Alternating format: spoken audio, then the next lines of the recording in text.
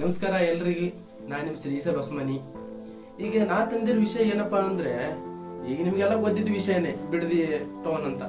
ಆ ಬಿಡದಿ ಟೌನ್ ಹೇಗಿದೆ ಅಂದ್ರೆ, ಈಗ ನಮ್ಮ ಬೆಂಗಳೂರು ಸಿಟಿ ಅದಾನಿ ಅಂತಿದೆ. ಏನಾಗಿದೆ ಅಂದ್ರೆ, ಬೆಂಗಳೂರಲ್ಲಿ ಸಿಕ್ಕಾಪಟ್ಟೆ ಟ್ರಾಫಿಕ್ ಉಂಟಾಗ್ತದ, ಅದನ್ನೆಲ್ಲ ಗೊತ್ತೈತಿ.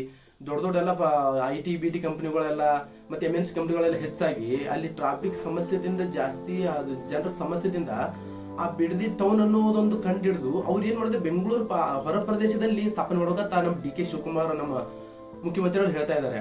ಅದಕ್ಕೆ ನಾವೇನ್ ಹೇಳಿದ್ರೆ, ನಮ್ಮ ಉತ್ತರ ಕರ್ನಾಟಕ ಸಮಸ್ಯೆ ಬಹಳ ಐತಿ. ಯಾಕಪ್ಪ ಅಂತಂದ್ರೆ ಅಲ್ಲಿ ಯಾವ ಫ್ಯಾಕ್ಟ್ರಿಗಳಿಲ್ಲ, ಯಾವ ಕಂಪನಿಗಳಿಲ್ಲ, MNC ಅಥವಾ ಈ ಒಳ್ಳೆ ಒಳ್ಳೆ ದೊಡ್ಡ ಕಂಪನಿ ಯಾವೂ ಇಲ್ಲ, ಹೌದಾ? ಈ ಸಲುವಾಗಿ ನಮ್ಮ ಉತ್ತರ ಕರ್ನಾಟಕ ಜನ, ಉದಾಹರಣೆ ನಾನು ತಗೊಳ್ಳಿ, ನಾನು ಸಾಕಷ್ಟು ಬಾರಿ 15,000 ಹೋಗಿ ಕೆಲಸ ಮಾಡಿದ್ದೀನಿ. 15,000 ಕೆಲಸ ಮಾಡಿದ್ರೆ ರೂಮ್ ರೆಂಟು, ನಾವು ತಿನ್ನೋ ಆಹಾರ ಪದಾರ್ಥಗಳು, ನಮ್ ಖರ್ಚೆಲ್ಲ ತೆಗೆದ್ರೆ 5,000 ಉಳಿದ ನಮ್ಮ ಮನೆಗೆ ಕೊಟ್ಟು ಸಮಸ್ಯೆ ಜಾಸ್ತಿ ಬಿಟ್ಟೈತಿ. ನಮ್ ತಾಯಿರ್ ಕೇಳಿದ್ರೆ, ಏನಪ್ಪಾ ನೀನ್ ಯಾವ ಚಟ ಮಾಡೈತೇನು, ನಿಮ್ಗೆ ಯಾಕೆ ಈ ತರ ಹಣ ಸೇವ್ ಮಾಡ್ತೇನೆ ಅಂತ ಕೇಳಿದ್ರೆ, ಆದ್ರೆ ನಮ್ ಸಮಸ್ಯೆ ನಮ್ಗೆ ಗೊತ್ತಿರ್ತೈತಿ. ಇವೆಲ್ಲ ನಮ್ ತಾಯಿ ತಂದಿಗೆ ಹೇಳ್ಕೊಕ್ ಬರಂಗಿಲ್ಲ. ಈ ತರ ಆದ ಕಾರಣಕ್ಕಾಗಿ ಈ ಬಿಡದಿ ಪ್ರಾಜೆಕ್ಟ್ ಯಾಕೆ ನಮ್ಮ ಉತ್ತರ ಕರ್ನಾಟಕ ತರಬಾರ್ದು? ಈ ರಾಜಕಾರಣಿಗಳಿಗೆ ಅವರಿಗೆ ದಕ್ಷಿಣ ಕನ್ನಡಕ್ಕೆ ಅಷ್ಟೇ ಕಾಣ್ತದ, ಉತ್ತರ ಕರ್ನಾಟಕ ಜನರ ಸಮಸ್ಯೆ, ಯುವಕರ ಸಮಸ್ಯೆ ಇವಾಗ ಹೇಳಬಾರಲ್ಲ.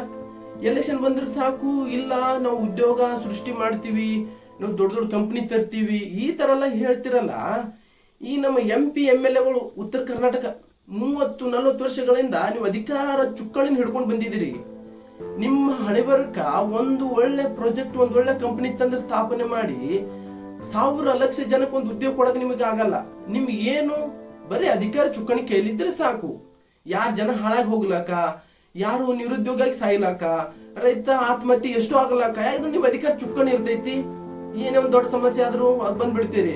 ಇಲ್ಲ ನಮ್ಮ ಶಾಸಕರು ಮರಣ ಹೊಂದಿದ್ದವರಿಗೆ 5 ಲಕ್ಷ ಸಹಾಯಧನ ನೀಡಿದೆ, ನಮ್ಮ ಏನು MLAಗಳು ಒಳ್ಳೆ ಜನ ಅಂತಿತ್ತಾರಲ್ಲ, ನೀವು ಬಿರುದು ತಗೋತೀರಿ.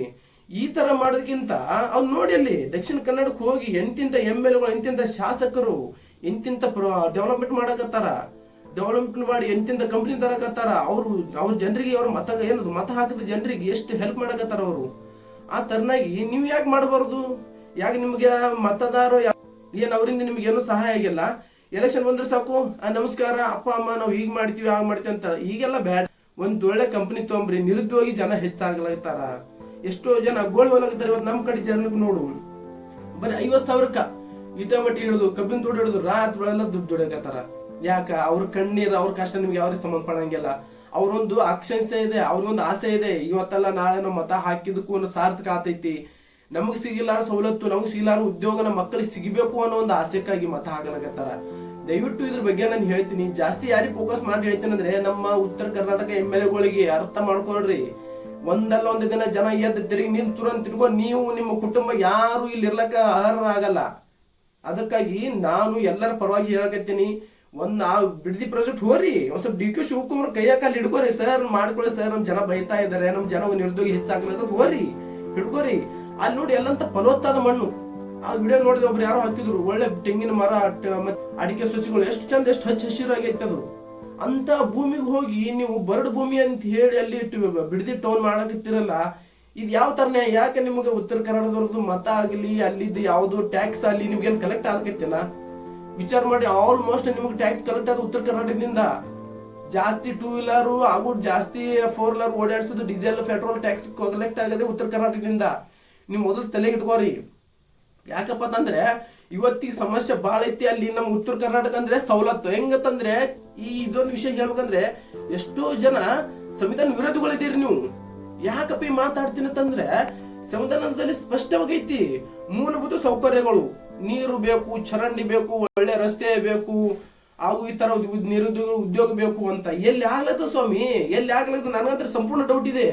ನನಗೆ ಇಲ್ಲ, ಯಾರಾದ್ರೂ ಒಬ್ರು ವಿದ್ಯಾವಂತರಿದ್ರೆ ಬರ್ರಿ, ನಾನು ಬಂದ್ ಹೇಳ್ರಿ. ಇಲ್ಲಪ್ಪ ನೀವು ಮಾತಾಡಿದ್ರು ಹಂಗು ನೋಡಿ, ಇಲ್ಲಿ ಉತ್ತರ ಕನ್ನಡ ಇಷ್ಟು ಡೆವಲಪ್ಮೆಂಟ್ ಆಗೈತಿ, ಇಷ್ಟು ರೋಡ್ ಆಗೈತಿ, ಇಷ್ಟು ಚರಂಡಿ ಆಗ್ಲಾಗೈತಿ, ಎಷ್ಟೋ ಬಡ ಜನರಿಗೆ ಕುಡಿಯಕ್ ನೀರು ಎಲ್ಲೈತಿ ಸ್ವಾಮಿ.